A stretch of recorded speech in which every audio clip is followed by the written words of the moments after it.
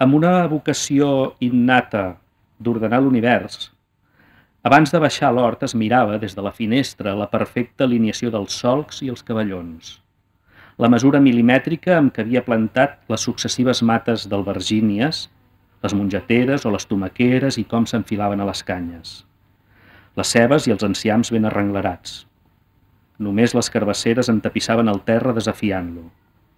Abans de res, amb cordills, havia dibuixat la terra en aquell petit món en el qual exercia de deus ex màquina. I quan finalment l'avi ens ho manava, obríem el rec i l'aigua enfurida corria a dojo per tot.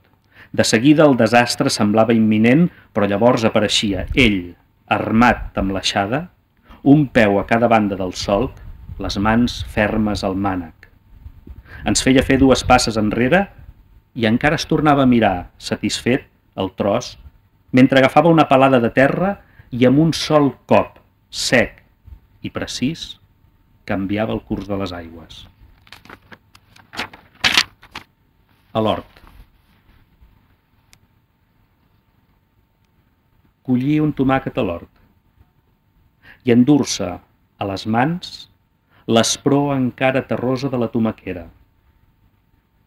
Rentar-lo a raig d'aigua quan comença a córrer l'aire i la calor ja no ofega.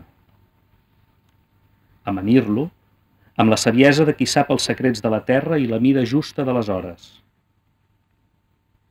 Dur-se'l a la boca i mossegar-lo i mastegar l'olor del pare. Al rec hi corre l'aigua encara.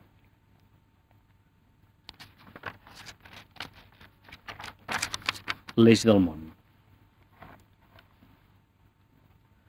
Poques vegades et sents tan a prop de l'eix del món com quan plantes un arbre. Per això no et serà fàcil allunyar-te dels arbres que has plantat. Obres la terra perquè s'airegi, l'adobes i la deixes reposar. Colgues després el pa d'arrels. Calces bé la soca i amb mesura el regues. Mires com creix, passant la mà per les rugositats de l'escorça i sents que tot gira. No et serà fàcil allunyar-te dels arbres que has plantat, perquè poques vegades ets tan a prop de l'eix del món com quan plantes un arbre.